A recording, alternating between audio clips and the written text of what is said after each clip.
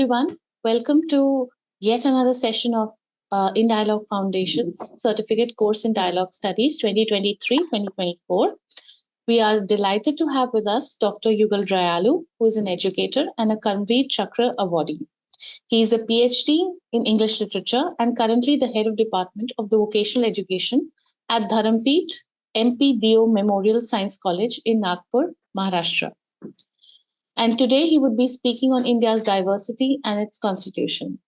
We welcome you, Dr. Rayalu, and we are extremely keen to hear your views. It's a very important topic. And we'd just like to inform you that you have 2 hours to conduct your session. There's usually a question answer round. You can conduct it at the later stage or in between or as you wish to. The floor is yours. You may begin. Thank you.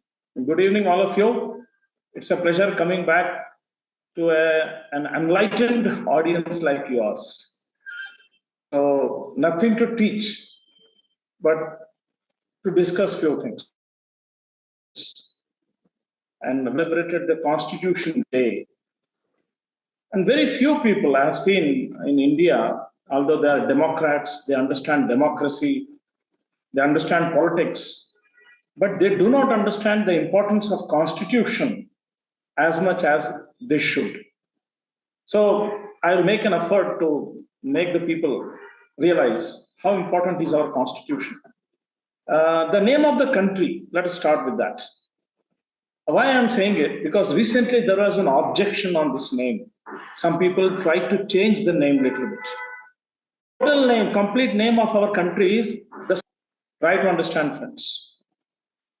This is not an ordinary name. The name says something. For example, when monarchy versus democracy, in monarchy it's rule of king over the subjects. Subjects, not citizens. In democracy, it is ruled by citizens on themselves. That is the big difference. Many of us still say, let us go back to the old days of kings and queens. Democracy, any day, under any circumstance, is a better form of governance than all forms of governance before this. That we must be able to understand. And what is a constitution? It is a code of conduct. I cannot come and arrest anybody just because I'm the commissioner of police. No, there is a code of conduct. The Constitution lays down. So for everybody, from the President of India to the peon working in my college, everybody has a code of conduct. You have to go by that code of conduct. Again, it's a document of our rights. Tomorrow, if my daughter wants to marry somebody whom I do not like, I cannot stop my daughter from marrying that boy because as a 21 years old, they have a right to get married. Absolutely, I cannot stop. I can only appeal them. Similarly, in my college, I cannot stop any student from taking admissions because I don't like his religion or his caste. I cannot stop that boy or a girl from taking admission because the Constitution gives that right.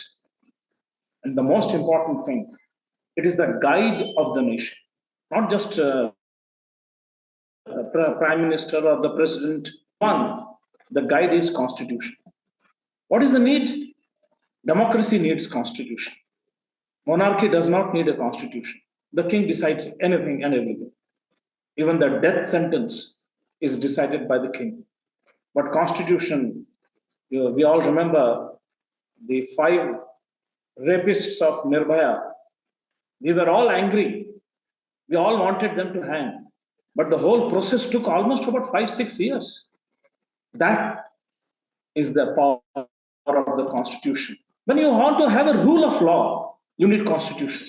Recently, one member of Legislative Assembly of Rajasthan, after being elected, he went to the city township and stop all non-vegetarian shops. when somebody told him, you have no constitutional right, second day he apologized. Newly elected MLA apologized, saying that I was only appealing, I'm not passing an order. Rule of law. The most important thing, the powerful people don't need a constitution. It is the weak and the vulnerable. Weak people needs a constitution. What happened?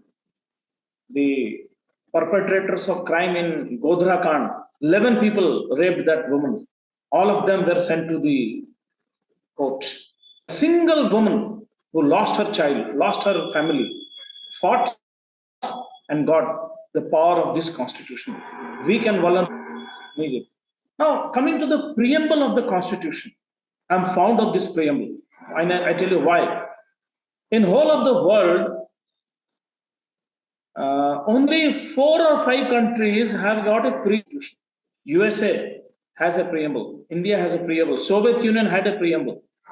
Like that. So our constitution has a preamble. The first thing, it defines the soul of the constitution. Soul. I'll tell you what is the soul of our constitution. Any prime minister, any president can do anything but cannot go against the soul of the constitution. It gives direction to the constitution. Recently, the Supreme Court Chief Justice Y.V. Chandrachud, he had to say the country will be governed by the constitution, not by the majority in the parliament or in the assembly or anywhere else. It is the constitution. It gives the direction. Now, when we read the preamble, friends, we, the people of India, especially the young boys and girls who are there connected here right now, to them I want to tell, please read this sentence and again. Having solemnly resolved to constitute India into sovereign, socialist, secular, democratic republic, and to secure to all its citizens justice, social, economic, and political. Who's doing it? We, the people of India, not Jawaharlal Nehru, not Maulana Abul Kalam Azad, not Dr. Ambedkar, not Vallabhbhai Patel. They are included, they are there, they are very important, very powerful people, but they chose to write this sentence. We, the people of India, 144 crore people of India, at that time 35 crore Indians, they gave this constitution. I'll come to it later on. Sovereign. Why didn't they use the word sovereign?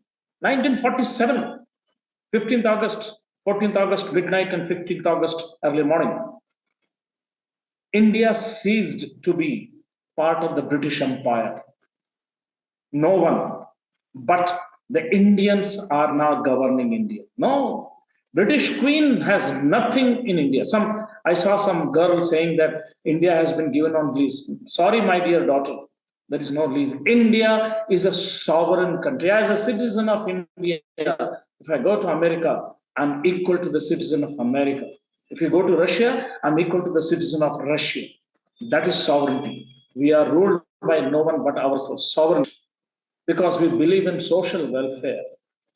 Adani may be a powerful businessman, but it does not mean that Adani will have all the wealth and rest of the people will not have the wealth. No, it is discussed. Why only 1% of the Indians are having 57% of the wealth and the rest are not having a distribution of the wealth? Means socialism. Democratic. Yes, we are democratic republic because people are supreme. Everything that is decided is to be decided by the people, not directly but indirectly through the parliament. Secularism. Sovereign, socialist, secular, democratic. Many people unnecessarily think that secularism means anti-God. No, that is a wrong definition. Secularism is not anti-God. This is especially the RSS has propagated this senseless direction. There is a small mistake. It's a religion. It's a religion. The state, Prime Minister of India, maybe Dr. Manmohan Singh, he is a Sikh, but he is sick at his home. The moment Dr. Manmohan Singh sits at the chair of the Prime Minister, he is no more a Sikh. Like that, anybody. I go to the college, I teach. I get the salary from the state. So I am a state stakeholder. So when I teach, I may be a Hindu at home, but in the college, when I'm students, I'm just a teacher. I'm a citizen of India, they're citizens of India. This is secularism. At workplace, at the time of decision taking, in 45 or 230 members of us, they are neither Hindus nor Christians at the time of voting, are just citizens of secularism. At home, I can celebrate Diwali, Holi, Eid, absolutely no issue. But at workplace, I must remain an Indian. That is secularism. What is secularism? Why? Why secularism? Again, they is from India. Why should India be secular? Give you the reason. Number one, because it is three important reasons. Multi-ethnic. Our ethnicity is very different. I come from Maharashtra. So I may be speaking Marathi. From Bihar, he speaks Bhojpuri. And some daughter may be coming from Gujarat, she will speak Gujarati. They are multi-ethnic, not one ethnicity. Multilinguistic. India is a pride of place where 1,500 languages are spoken. Dialects. Every 40 kilometers, the language changes. The Marathi of Eastern Maharashtra is different from Marathi of Western Maharashtra. The Bhojpuri is one language, and there is another language in Western Bihar, another language, like that. Then multicultural. Our culture has a diversity. People in Tamil Nadu, Tamil culture. People in Jammu and Kashmir, Kashmiri culture. Cultures are different, but all are Indians. That's why we want secular democracy. Secularism respects diversity. Recently, our Home Minister said, no, all business has to be done in Hindi only. Then people told him, sorry, sir, India doesn't have a national language. I don't know whether the young students who joined here, whether they know it or not. India does not have a national language. We have 8th schedule, in which there are 22 languages through which any citizen of India can do business in the court, in the parliament, in the school, in the college, anywhere. Nobody can stop me in writing a letter to the President of India in Gujarati. Secularism respects diversity. And secularism wants inclusive growth, sustainable growth. That's why secularism. So again, coming back to preamble, friends. We, the people of India, having solemnly, we are not swearing it in the name of God. Because if you start swearing in the name of God, which God? Hindu God? Or Muslim God? Or Christian God? It's difficult. Even if it is Hindu God, suppose tomorrow India is declared as Hindu Rashtra, whether it will be Sri Rama or Shri Krishna or Balaji or Vitthal Rakumai, we cannot say. So the framers of the constitution said, no, let us leave to the people. So we, the people of India, having solemnly resolved to constitute India into a sovereign, socialist, secular, democratic republic, and to secure to all its citizens what is justice. It is the responsibility of the government of India. It is the responsibility of government of Maharashtra to secure justice. What kind of justice? Social justice, economic, political justice. It is the responsibility of the government to whom we elect. Then also ensure liberty of thought, expression, belief, faith, and worship. Nobody can force me to say Jai Shri Ram, or nobody can force me to say Allahu Akbar, or nobody can force me to say Namo Buddha. Nobody. I will decide what I will say. If on Monday morning I can say, go and say Jai Yesu. Tuesday I will worship Bajrang Bali. Friday I will say Allahu Akbar. Nobody can stop me. This power, this authority, this right, my constitution gives. Let the people understand.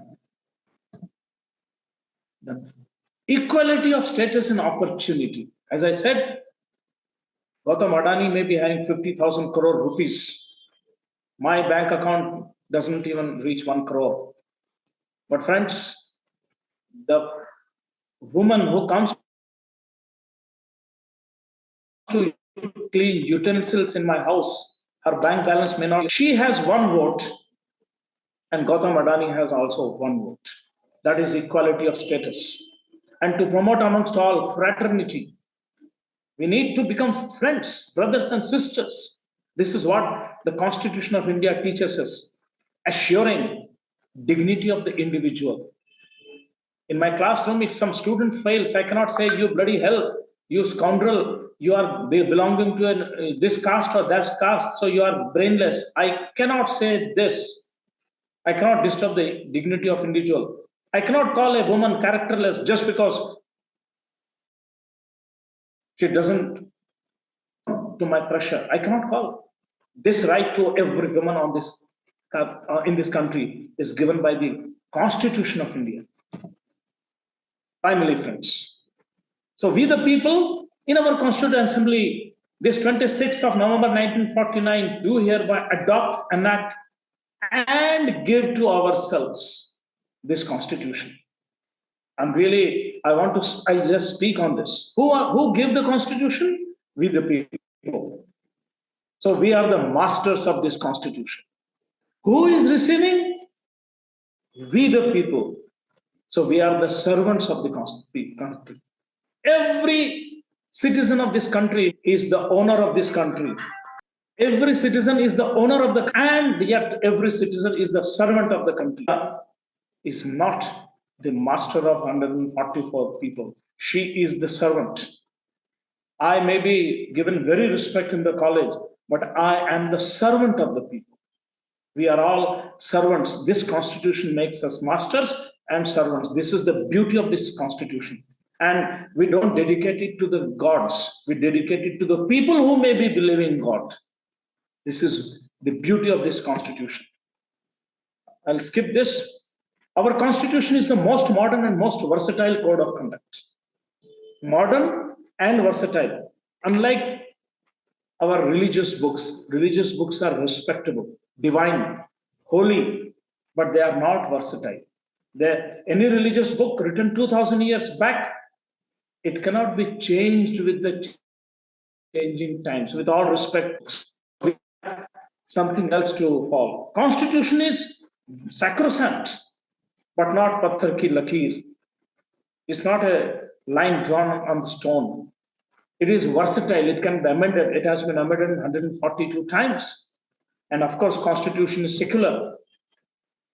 Few things. There are three words. Remember, I want to tell this to all the young students. These three words, equality, liberty, and fraternity, we call it Trinity.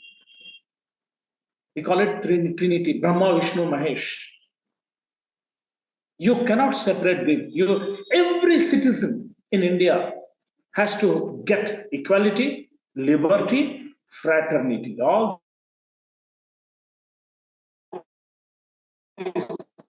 I cannot write in front of people are not allowed in my shop. Sorry, the Constitution does not allow this. If I am opening a shop, I cannot stop. My is there were a number of children come to prostitutes. The prostitutes never came to the college, but we allowed their children to study in our college with full dignity. That is equality. And try to understand. In America, women got voting rights after 120 years, 1920. American Constitution, 1706. 17 rights, 1920, 113 years later. But in India, women's voting rights came from the first day number one. Universal franchise in America after 70 years. In India, from the first day, even a beggar in India has a vote.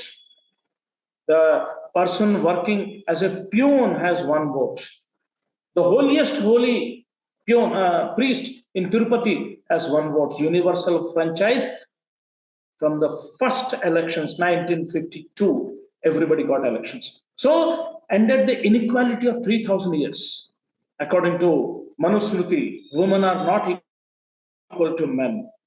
But according to Constitution, women are equal to men. In fact, there is no question of inequality. When I stand in front of court, I am equal to the student to whom I am teaching. I am not superior. I am not superior. Equality. So equality has come. The Article 14, I'm referring to some articles. The state shall not give differential treatment to any citizens due to religion, race, caste, gender, place of birth. And what does it mean, belief? I'm telling you, I'm an atheist. But I have a right to be an atheist. Nobody can stop me. Even court recognizes my atheism as long as I does not disrespect Constitution of India. No court, nobody can insult me because of my religion. Some people are trying to do now in India. A particular religion is targeted. Not allowed by the Article 14 of the Constitution. Race. You got Adivasis or Gujaratis by name. No. Caste. Constitution does away with the difference of caste. Gender. After a long time, the Supreme Court did away with the criminality of Article 377, homosexuality. Nobody can arrest two boys or two girls if they are homosexual. They are not allowed to marry, but nobody can, they cannot be sent to jail. That gender equality is there, like that. So Article 14 gives equality. Article 17, 3,000 years there was a caste, but Constitution of India, this great Constitution of India, my country's Constitution, did away with untouchability by a stroke of the pen. Any hotel, any worshipping place cannot stop a person from a particular caste from entering the temple. You can go to the court. Nobody in India is now untouchable. Article 19, freedom of expression. Nobody can tell me, as I said, to say Jai Shri Ram or Allahu Akbar. No, nobody. It is my right. It is my desire. I can refuse, I can accept.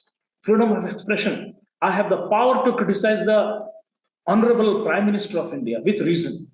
With reason. I have the power to criticize the Honorable Vice Chancellor of Nagpur University with reason. I cannot abuse, but I can say the particular decision of the Honorable Vice Chancellor is wrong. I can say that. Freedom of expression is guaranteed by Article 19 of the Constitution. Article 21, very important Article 21, 22, and 23. But I'm in Article 21, right to live with dignity. I said, even Constitution has a right to live with dignity. Because society has made a person who is AIDS has got AIDS, even he or she has a right to live with dignity. Every citizen on this country has a right to live with dignity. Remember the uproar when two women in Manipur were paraded naked. Entire India rose up against us. They are our daughters. Because those two women have a right to dignity. And the government of Manipur is answerable. Article 21. Article 25, freedom of conscience and free profession, practice and propagation of religion. I will do what adopts to my conscience. If I don't believe in astrology, nobody can stop me from not believing in astrology. My elder brother believes in astrology, nobody can stop him from believing in this wonderful right of conscience is given by Article 25 of our Constitution. Of course, I've written subject to public order.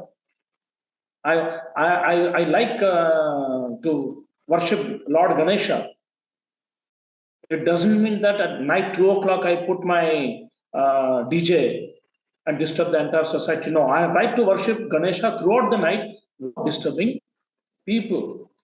Azan, I have a right to my prayer, call for Azan, but the volume has to be decided. This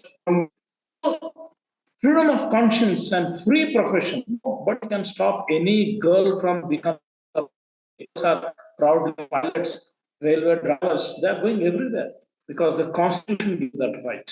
So this is Article 5 of the Constitution. Article of the man, Pakistan, Bangladesh, Sri Lanka, Myanmar, they should learn. India, being a majoritarian of Hindus, has absolutely right to the minorities by the Constitution, not any the Constitution. Rights of the minority, linguistic rights. If you open a Telugu school in Maharashtra, you get all the rights to propagate Telugu language. If you open a Tamil school in Gujarat, all the minorities, this is the right given by the Constitution. Script, any script, you have got all the rights of the scripts. Similarly, culture. You cannot call an Adivasi person uncultured. He or she has to profess his or her culture. You cannot laugh, you cannot stop. So this is by Article 29. No, as I said, an educational institute cannot reject admission because of religion or caste. So Article 29 is important. So friends, as I said, this we have discussed, I will not repeat this. The truth, we have to save the Constitution. Many times, 1975, when emergency was declared, the Constitution was under attack. Today again, the Constitution is under attack by some people. So we have to take care for equality, for justice, and for freedom. My equality, my justice, my freedom comes from this Constitution. It is my right to save the Constitution. Thank you very much. Thank you, Dr. Rayalu. Yes, you finished early, so we can go on to the question and answer. The floor is open to questions, and I would love to start the discussion. Dr. Rayalu, your video is not visible. So, Dr. Rayalu, before we jump on to the question answers, I have a small question that I would just like to raise, especially when you talked about the culture part. It sort of got me thinking about the points where in the people of Assam, when they complained about the dilution of their culture, when immigrants kept coming to Assam. So what would be a constitutional way of looking at it, where the preservation of culture somewhere clashes with the equality feature? Yes. There are two things. Now, when we say immigrants, see, it is up to the government to decide whether we allow the immigrants or not. As my personal view, no country on this earth should stop any immigration because it's a human thing, number one. Number two, Assam's population is around 4 crore. Now, if 1 lakh come to Assam, I don't think that the culture of Assam will be diluted. It's impossible. It is just impossible. Number 4, give respect and take respect. Immigrants are like sugar in milk. Sugar in milk, the milk doesn't spoil. It becomes sweet. So it's up to us. How do we deal with that? Third, in countries that in Mumbai it happened, in Nagpur it happened. By tarnishing English, by language doesn't focus. Strong. Dr. Rayalu, your voice is breaking again. Your voice is breaking again. Hello? Yeah, now Hello? it's better. Now it's fine. Yes. Now, what I'm saying that when I want to propagate my language, I must strengthen the Assami culture. In fact, even when you go to Assam, there is not a single culture in Assam. Upper Assam has a different culture, Central Assam has a different culture, and Southern or Eastern Assam has a third culture. I've been to Assam. Even dressing is different, food is different, like this. So this is a political propaganda, one thing. Lastly, what I say, Assamese culture will become strong when we support Assamese culture. How do we do that? Number one, propagate Assamese language by sending your children to Assam medium school. How many parents are ready to send Assamese children to Assami medium schools? Nobody. Everybody wants to send them into English medium school. Number two, propagate Assami dress. No men in Assam are wearing Assamese dress nowadays. Even women are discarding Assami dress. So this is purely political. My request is you support Assami culture, you propagate Assami culture. Assami songs are wonderful. That great singer, what was his name? Oganga Boychokeno.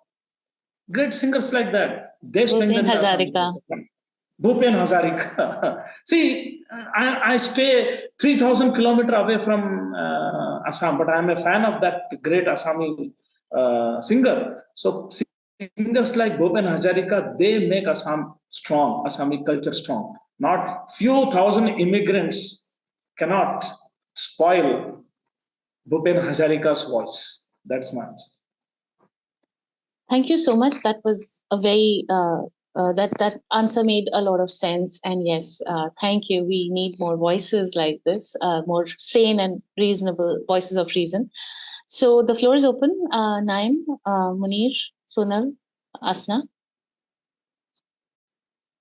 I have a question. Yes, Hello, Sonal, please go sir. ahead. Hello, Yugal sir, you there?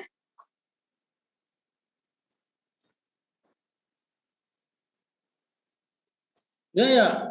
Speak. Okay. So when you mentioned that we do not Sonal, have any speak. specific. Yes, I'm speaking. Can you hear me? Am I audible? Am I audible? Yes, we can hear you. Okay. So my question is, when you said that no one can stop you from, in terms of the business, you said that no one can stop you from using any specific language for your business. Then how come in Maharashtra, I mean, politicians are forcing people to write their banners in Marathi only? I mean, don't you think that when we say the constitution is for everyone, then the politicians are actually making misuse of it? Or, again, in terms of indigenous people, I mean, when we say that we are secular, and they do have their own practices, and their practices are being, hampered. They are being forced of other things. Not, engaging into their own rituals and cultures. So why this is happening when we say that we are democratic and we are secular? Yeah, very good question. Two things. Number one, if I am a servant of Maharashtra government, like I have to follow their direction. So I have to use Marathi. And I don't see anything wrong when government of Maharashtra says that make use of Marathi. That's okay. Very good. But the moment they say don't use this language or that language, they're anti-constitution. Try to understand. There is a difference. In Maharashtra, government of Maharashtra says make use of Marathi language. It is absolutely right, correct, justified, logical. But the same government says don't use English, don't use in Hindi, or don't use this, that language. They are going against the spirit of the constitution. They have no right to do this. Try to understand two things. Propagation of Marathi, I support it, it's very good. In Maharashtra, Marathi must be supported, yes. But as you rightly said, it should not be imposed on anyone. It should not be imposed. It is the right of the people. You make Marathi so attractive that people themselves will learn. Like when I came to teaching profession, I did not know a single sentence of Marathi. But today I can deliver lectures in Marathi. So when this kind of atmosphere is there, you serve Marathi and you also serve other languages. And one question you have asked, very important, the rights of the indigenous people. Yes, it is very, very, very important that the indigenous people have a right to propagate their language. And this we have to do by sending sensible people to legislative assembly. When we send uneducated people to assembly and we expect educated policies from them, it is not their mistake, it is our mistake. It is my mistake when I vote, not looking at the capacity of the person, but looking at the caste of the person. I am committing the mistake. How all these uneducated people, criminals, reach the assembly? With your and my vote. I hope you understand. So it is the assembly. That is true. Seat of power that decides these points. Yes, I agree with you. But then, like the right people should reach to that place where we choose them or we select them, which is not happening because, I have some people in my, I know some people when they want to, yes, they want to join the politics or something. It is asked by the party how the worth of their, like, how much money you have. If you have this much money, then you will give you the ticket, or else no.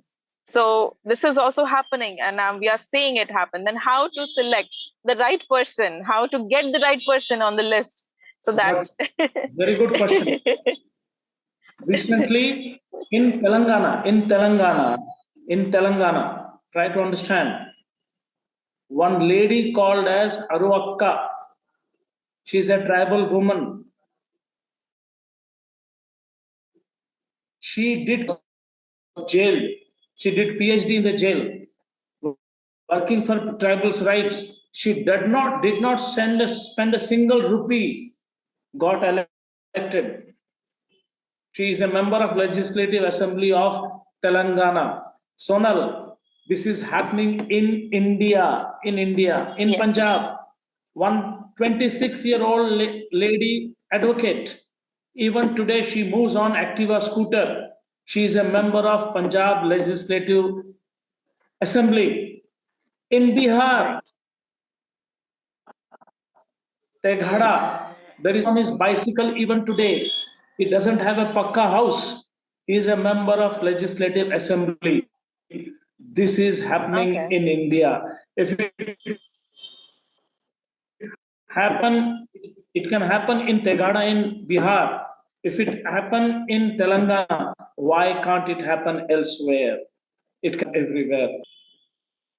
People like you and me can bring that change. Let us have hopes on that. Thank you so much. Thank you so much. Even the session was really good. Thank you. Thank you for your question, Sonal. Very challenging question. Whoever would like to go next. Very difficult question, Sonal. Thank you. Yes. Asna, would you like to go next? Thank you, sir, for the wonderful session. So, the ideals that you said in the Constitution and all that, but still, as you said, there are many anti-constitutional activities happening in the contemporary Indian society. So, how to keep up that morale with the ideals of the Constitution when we see things that are happening exactly opposite what is mentioned in the Constitution? So, how to keep up with that morale of holding your Constitution as the Holy Bible as an Indian citizen? How to keep up that morale? As I said, Constitution belongs to us, right? And you and I have to make this Constitution powerful. How do you make it powerful? Number one, first, we understand the power of the Constitution. Number two, we connect with people who think like us, who think beyond self, beyond their caste and religious dogmas, think as a citizen of this country, think as a human being. This will not happen automatically. We have to propagate. I really salute the women of Afghanistan. What have they suffered? But they have not stopped struggling. Even today, women in Afghanistan, women in Iran, then citizens in Gaza, they are struggling for their rights. Our condition in India is far, far better. So we have to come together. Coming together is the first step. So when we have 1,000 asanas or 1,000 sonal hikres, 1,000 pragyas, 1,000 railus, 1,000 munirs, then it will happen. Alone we cannot do that. Number one. Number two. Third, call a spade a spade. Whenever there is something wrong done, you have to stand up and say it is wrong. Like in case of Nirbhaya, whole of country stood up. Whole of country. And the government of that time had to amend the constitution and add death penalty for rape. And 5 of them were hanged. I don't know whether we could give Nirbhaya justice or not, but definitely those 5 anti-human animals were hanged. Like that, whenever anything, like this girl in Gujarat, I have forgot her name, whose rapists have been released. What's her name? Bilkis Bano. Anyway, so, Bilkis Bano. Bilkis Bano. You think Bilkis Bano is alone? No, there are thousands and lakhs of Railus standing with Bilkis Bano. There are thousands of Sonals standing with Bilkis Bano. She's not alone. And the government has to think. The government was on defense. So like that, we have to become vigilant citizens of this country. Vigilant. Vigilance is the price you pay for democracy. If we are not vigilant, we will lose democracy, we will lose constitution, we will lose our rights, and some Tom, Dick, and Harry will take India to 14th century or maybe even earlier centuries. All that we have won will be lost, as it has been done in Afghanistan. Afghanistan condition is very bad because the progressive people were not united against the forces of obscurantism. So unity of the progressive-minded people, unity of modern people is very important. Thank you. Thank you so much, sir, for the great answer. Thank you, Asna. And sir, since you mentioned Afghanistan, we have from Afghanistan, 9PK. And I would love if he has some comments or questions.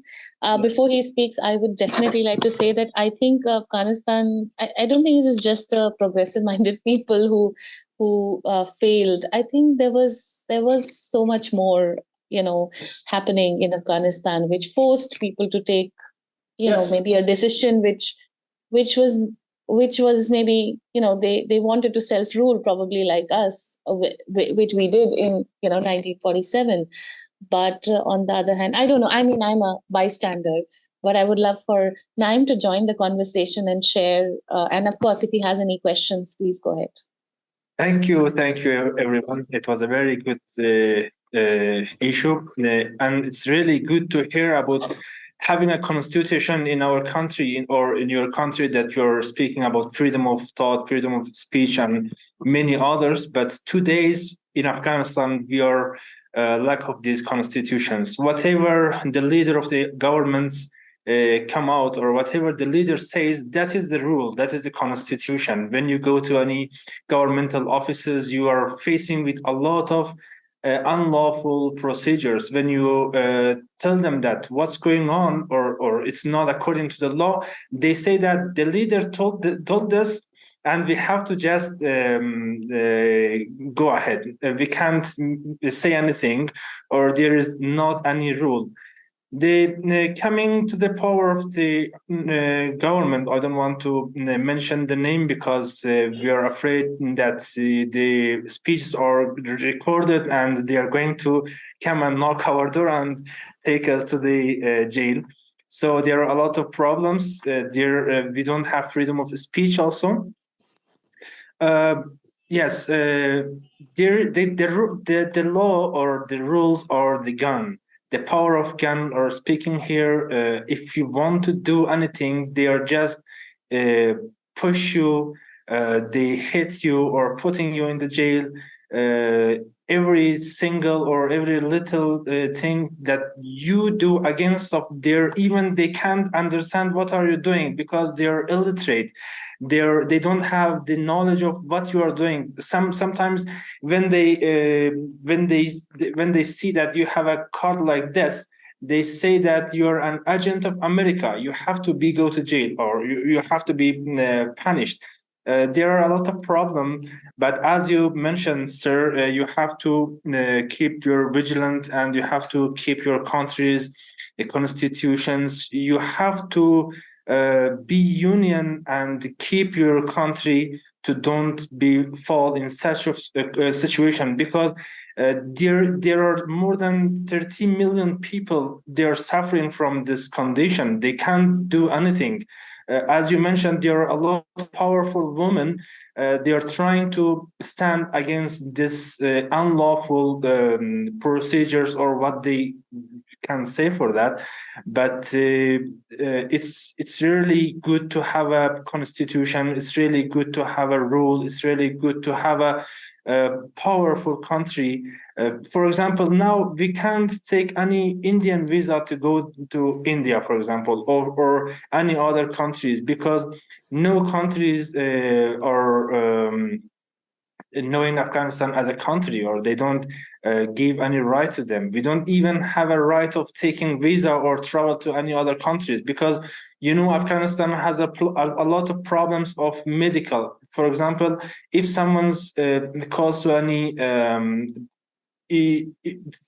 patients or get sick, we can't go to our neighbor country to be treated. So there are the basic problems, and there are a lot of big problems. When you go to jail, they don't even what can say. No one can follow you. No one can ask that where is my brother or where is my father. They just take them to the jail, and no one knows that where are you. And there are a lot of problems. And the main reason or the biggest reason is the lack of constitution. What can I say for that? We are just hope that the one day would come and we would have constitution, we would have dignity, we would have rights to speech, right to thought, and whatever. It was really good to even hearing about the rights of a human.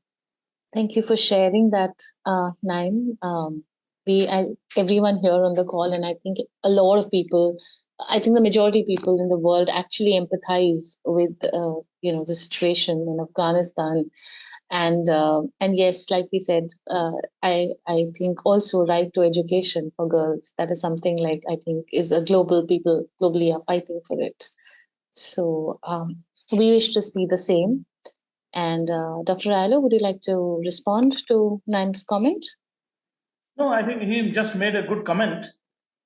We understand, and we definitely stand with the people of Afghanistan.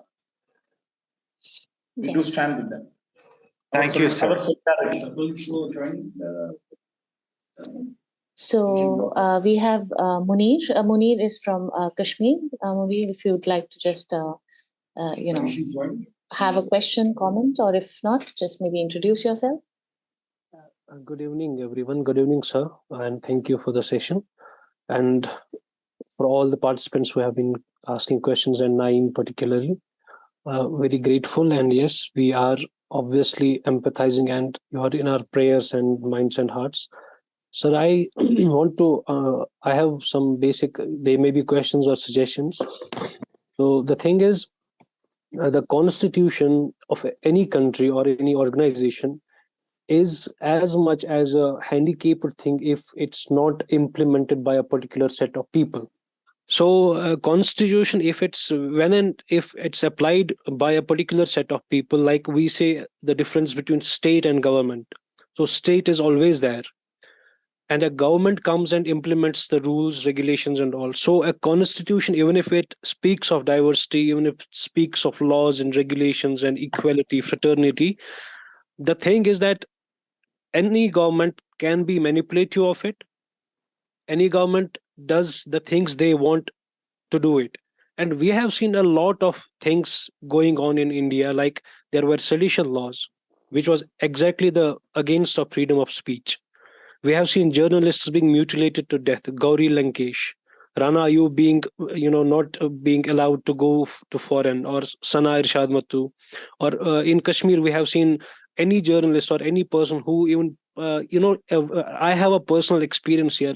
If we like a thing that is anti-government, not anti-India, just anti-government, the next day we and our family are pulled up in jail and booked under UAP and all.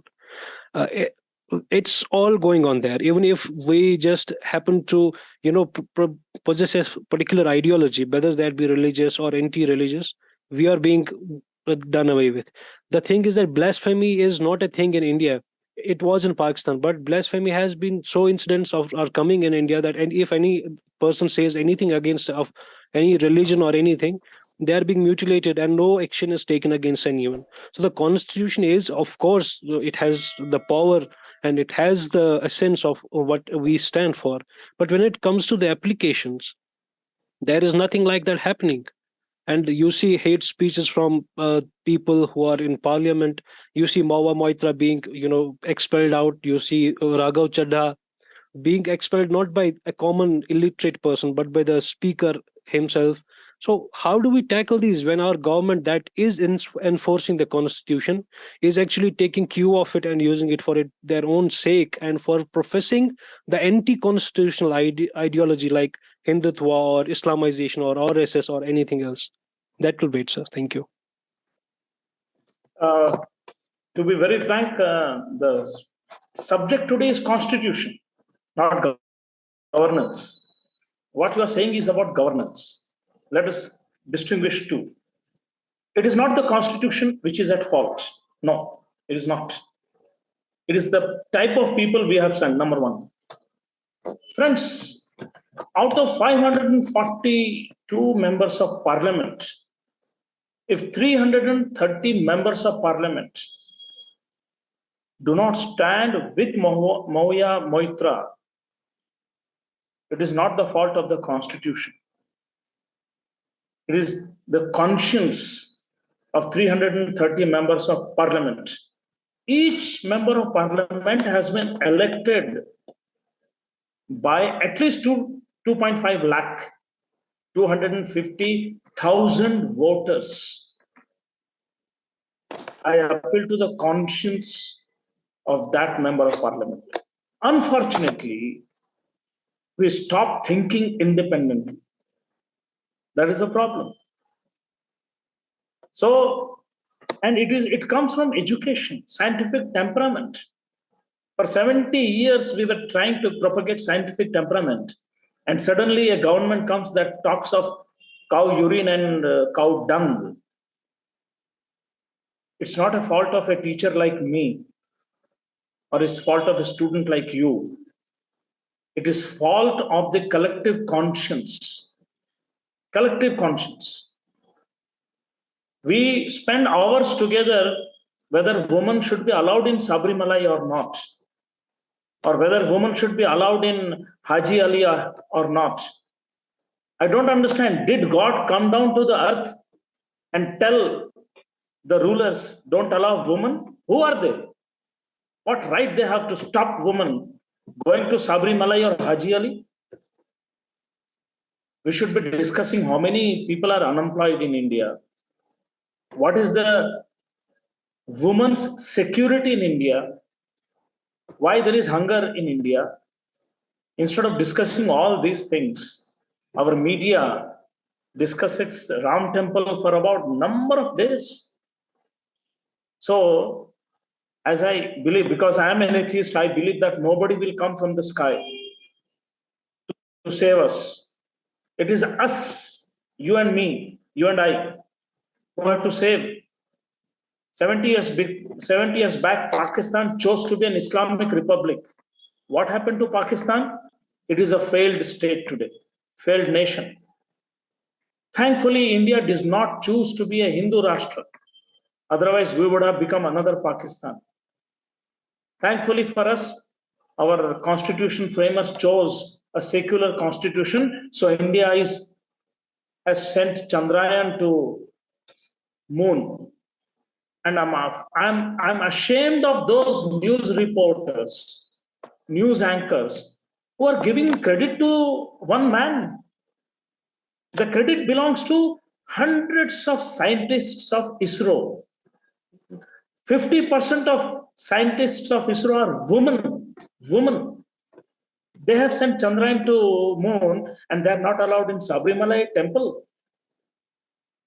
So educated people like you and I should decide what are the priorities of this country. Priorities are not God, Ram or Allah, or they are secure. Nobody can destroy Hinduism in India. Nobody can destroy Islam from the world. Nobody can disturb Christianity, and Buddhism is not at peril. Women's liberty is at stake. When two women are paraded naked in Manipur, you and I should be disturbed. When young children die of hunger, you and I should be disturbed.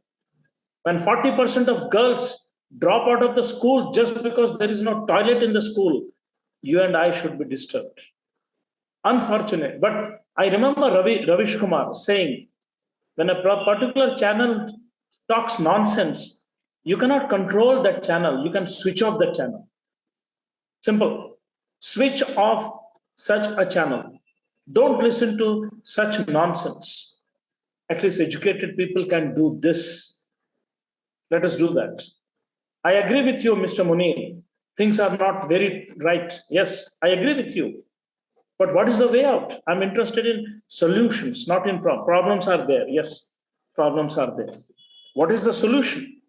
For me, the solution is more education. Get educated. Get united and be vigilant. When a young girl like Asna has the guts to ask a question, I think we have gone one step further, one step at a time. So when thousands of Asnas join thousands of Rayalu, then nobody can arrest or kill Gauri Lankesh. That day we have to wait. There is no other solution. There is no other way. That is the only way. People's strength against a minority of the people who are against democracy. I'll tell you, some people are against democracy because they are powerful people. They don't care for democracy. Even if democracy is dead, they will not lose anything. When democracy is dead, Dr. Rayalu will not get a job. Simple. So, unity of people with vigilance and education. This is the only way through the. And I said, "Wo subah kabhi to aayegi." That's it. Thank you, Dr. Rayalu. I just have a comment here that I feel that in India we can't separate, religion with education because, the same people at ISRO who are so educated, who sent the Chandrayaan, actually broke a coconut before sending it. So I think that is just part of the culture, and I don't think education will probably solve that problem. But yes, of course, it will help. I still know a lot of physics PhDs who inform me that I shouldn't eat during the eclipse, the the solar eclipse or something. So I that is also kind of a controversial. It's just different. I don't know, like we say, we Indians are like this only. I just want to react to that. Yes, absolutely. Pragya, In Netherlands, 85% population has become atheist. And crime against women is zero in Netherlands. Crime against women is zero in Netherlands today. A woman can walk night 2 o'clock and she's sure nothing will happen to her. All the Scandinavian countries have stopped going to the church. Young people don't go to the church. Education. It's not that they're anti-religion. No, I'm not saying they're anti-religion. They say that my God is in my heart. I don't need to go to listen to the propagation of some third person. They say, I'm a Christian, I believe, but I don't go to church. Netherlands. And in Netherlands, 70% of the jails have been converted into hotels because there is nobody to be jailed. Educated population is the price of a society. Try to understand. And I'll tell you, if possible, go to Kerala. See, look at the condition of women in Kerala. Lowest female infanticide. Lowest.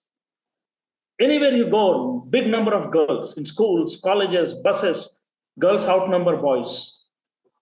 Nobody kills them because they are educated. 100% female literacy in Kerala. There may be some problems, but it's a different kind of a state. Right in India. Right in India, this is happening. So don't say that religion cannot be separated. I don't agree with you. Religion will automatically get separated when a person becomes educated. I don't want anybody to become anti-religion. No. Religion should be respected. Religion is respectable. But mixing religion with politics is the most dangerous concoction. I say it with my consciousness. I stand for what I'm saying. Religion at home, religion in the temple, in the church, in the mosque, religion not at workplace, religion not in the parliament, religion not in the assembly. Respect the religion by keeping religion in the religious place. That should be taught to the people of India. Absolutely, yes. And I do recall when I visited Amsterdam in Netherlands, they had converted a church into a club because nobody was going there. And I went to that club I came back from there at 4 without looking behind me as to if anybody, because it was that safe. So that is something I do recall. And I heard that they took us for a sightseeing tour to the jails, and they said, "Oh, look, it's all empty, and we have requested Belgium to, if they have any people that need to put in the prison, we can give them some space here." So I remember that as well. So thank you for bringing. And of course, Kerala. One second. It was the same Europe.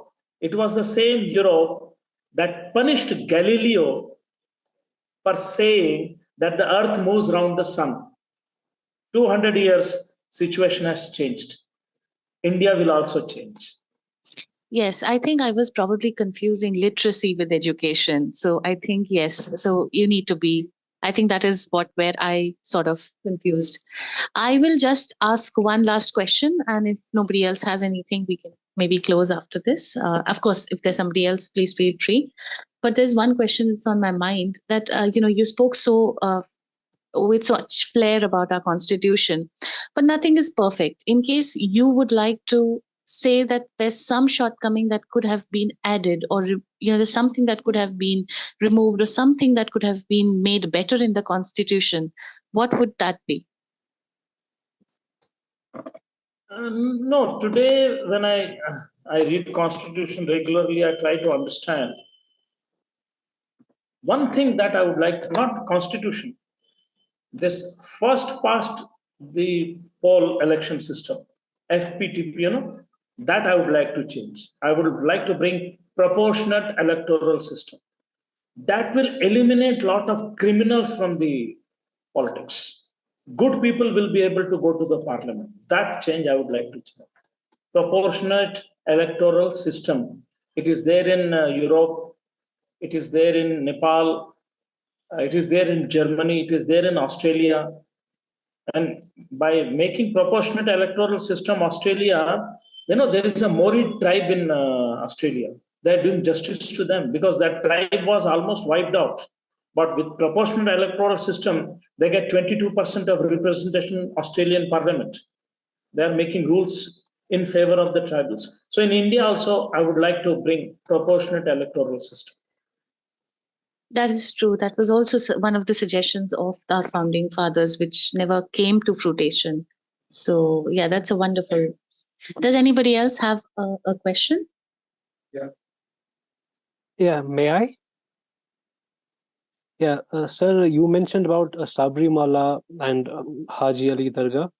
Of course, we don't believe or think that anybody of any gender or any class should be, prohibited from visiting these shrines. But there is one advocate we all might have heard of him. He is not only advocate but a published author as well, Jai Sai Deepak. He has been Jai Sai Deepak, sir. Jai Sai Deepak. He's a advocate by profession, but he recently wrote a book, India Called Bharat. So he has been arguing that we cannot apply the constitutional secularism that Indian constitution talks of at these religious places. So when we enter the religious place, the religious dogmas and doctrines and rules uphold and not the secularism. Therefore, we cannot allow women there because this has been a tradition of men going on. How do you respond to that, sir? There have been cases against it. Oh, yes. My response is any place where my mother cannot enter, I do not consider that as a holy place. For me, it's a senseless, meaningless place where my mother cannot enter. My personal opinion. And actually, this is a new thing because I remember having entered Haji Ali, when I went for my school excursion to Bombay. So I remember I have photos of me inside. So yes. It has nothing to do with religion. It is male hegemony. It has to do, the male ego is so fragile, and senseless, unscientific approach. Why during menstruation, women cannot enter a temple? I have never understood this. These uneducated priests of all religion, they have not understood womanhood, number one. Number two, they are threatened by all intelligent people on this earth. All priests, Maulanas, Pandits, priests, they are threatened by intelligent people, more so intelligent women. Lastly, they hate science. So what was taught 500 years back has to be discarded. Today we understand a menstruating woman is not unclean. Absolutely not. I can say with pride. So we must change. But these people are not ready to change. How does it matter if a menstruating woman enters Sabrimala? I don't understand. God get disturbed? God is so powerless? I don't understand. If a menstruating woman enters Haji Ali, Allah will be disturbed? Allah is so powerful, powerless? I'm sorry. So this is untenable. What Mr. Sai Bharat has said, I don't know. But any religious place that does not respect women is not a holy place. As simple as that. That is what my personal opinion is. And that one of the reasons why I discarded religion is this disrespect to women. I have discarded religion. As simple as that. I don't make any compromise there. Why woman? Every living being must be respected. Every living being. Why only human beings? We must respect every living being. I love one thing of Islam. When you sacrifice an animal, you read kalma to respect that animal. So before we sacrifice the animal, we respect that animal. That level of respect to all living beings must be reached. So why should we differentiate between man and woman? Who has given us the right? That cannot be accepted. So I don't agree with Sai Ram who says that secular, I'm not saying secularism, apply scientific thinking to even religious place. So any temple that does not allow the entry of the Dalits, how can it be a temple? How can that be called as a temple? It is a place of worship for a few selected people. That's all. It's not a temple. So let us become more modern. Let us become more modern. And religion should become. I went to Egypt. That very big mosque, Al Azhar Mosque. So I told the priest there, I'm not a Muslim. He said, how does it matter that you are not a Muslim? If you are coming with respect, you enter Al Azhar Mosque. Not only that, he told me you join the prayers. I said, I cannot pray. He said, you just stand. I just stood with the prayer, namaz. That level the religious place should reach. When it can happen in Egypt, why can't it happen in India?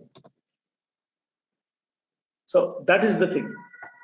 I hope you understand what I'm trying to say. In Egypt, I saw men and women in burqa, holding hands and walking on the main street. And they said all Islamic nations are backward. No, not all. They said that burqa is the discipline, but holding hand of my beloved person is my right. And the right is given by the Constitution of Egypt. So again, the constitutional rights are over and above the diktats of the priests. Again, education. It is education. I hope you understand, Munir. Thank you. I'm outspoken on certain issues. Sonal knows it very well. I think I as an atheist myself, I absolutely have loved your outspokenness on a lot of things, and I think if left to me, I would probably have an hour-long discussion with you, just venting out, because I think there are very few atheist voices in India, who I think even just having those voices and questioning is becoming difficult day by day. I just want to share if I may, one small incident that happened. So even though I'm an atheist, I do, go to religious places culturally, because I enjoy community. So I do go to, for example, there used to be an Arya Samaj temple I used to go to, I used to live in Delhi. And somewhere they actually I was menstruating that day, and I said that, okay, I cannot sit in the havan today. And they asked me why. I just mentioned it, and they said, we don't care. And they made us the priest made me sit and said, you have to get this off your head, and so I will make you the person who does the worship, the main person, which we call yajman. He said, I'm going to make you the yajman today, so that you never come back saying something like this. And that was, I think that was an eye-opening thing for me, that there is even religions are sort of going kind of going to back to respecting women and everybody for that matter. Great. So thank you today. Does Sonal or Asna have any more questions or comments? Okay, so Dr. Yugal, we are absolutely, especially myself personally, I'm delighted to have you, delighted to listen to you. Thank you, and I wish that your voice stays and your opinions also stay as strong and as generous and warm towards whole of humanity. So thank you. Really enjoyed the session.